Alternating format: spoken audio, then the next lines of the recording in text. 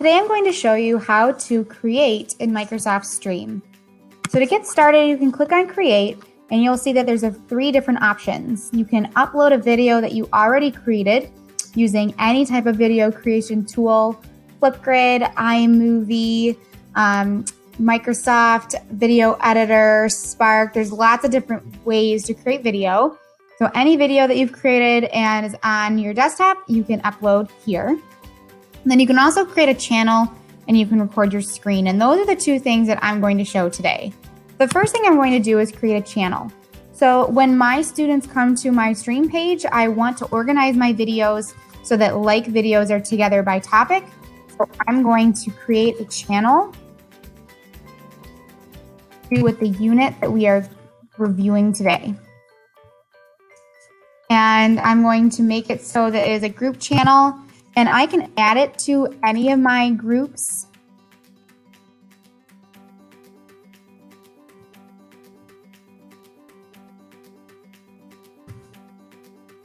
So I've made this channel and I can add it to a group or I can make it company-wide, whichever I prefer. And I can even add an image to this channel.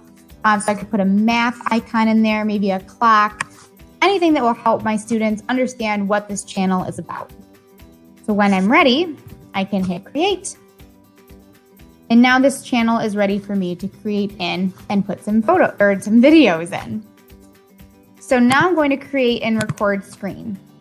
So I want to be able to share with my students how to tell time using an online interactive website that I have as I teach them remotely.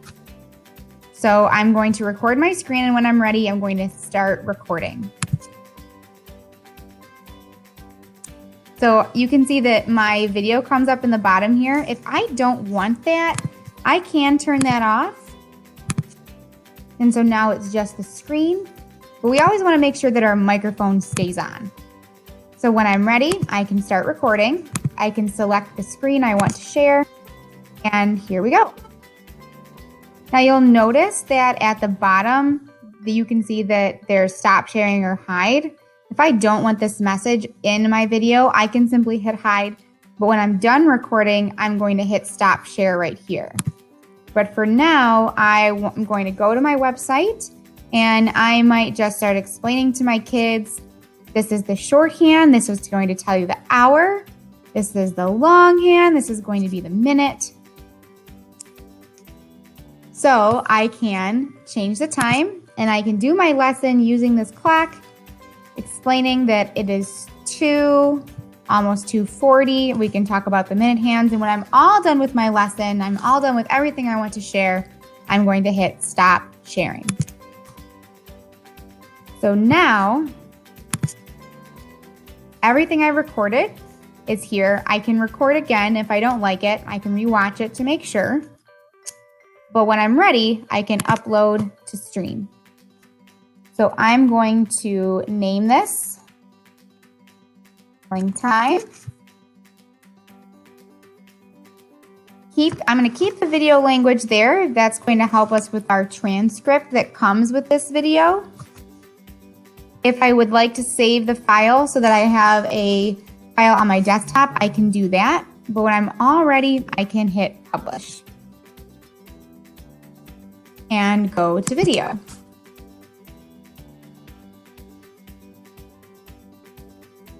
Now the video is going to take a couple minutes to process, but as it does, we can look at some of the features in Stream. This should look a lot like YouTube. It's really Microsoft's version of YouTube. So at the bottom, I have my share link. I can hit copy. It will automatically share to my clipboard and I can paste it wherever I would like, whether it be in a Teams post, as a resource and assignment, or wherever you would like to share. I can also utilize the start feature.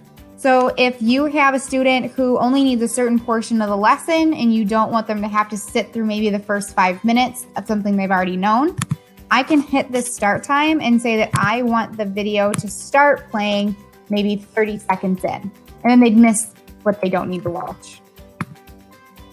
So I can use that link to share. I can add it to a watch link. I can watch it And here I can even go into my settings and watch it in theater mode, which really just takes up the whole screen. So once my video is processed, it is here. I can share it out, and with our link, students can make comments if I would like. Or if I don't want that to be available, I can always go in and change those settings by updating my video details. And so this is going to give us a lot of different settings. There's our name and our description and our video language that we did earlier. I can create a thumbnail. Maybe I want to put a picture of a clock in there as a thumbnail so that all these videos are easy to find, especially for younger learners. So this will also allow you to give permission to your students. So right now, it is set for everyone in your company to view this video. If I turn this off, I will have to send the link, and it is no longer searchable for students, or you cannot add it to channels as well. So I want to be able to put this in the channel that I created. So I'm going to make sure that everyone in my company can view this video, and then I'm going to search for that math channel that I created earlier and add it to the Telling Time channel. So now when I look down at who can view it, I as the owner can view it. It can be viewed company-wide, and the individuals in my channel can find it as well. Under options, I can turn off the comments. I can turn on noise suppression to make it a little bit more clearer if there was background noise when I recorded. And I can allow captions to be auto-generated. If I don't want to auto-generate the captions and make sure that every word is correct, I can upload a subtitle file should I want to do that. When I'm all done, I can hit apply. Your video is ready to share. You have updated all of your settings. The last step is how to make this video more engaging with one more step by adding interactivity, which we will do in our next video.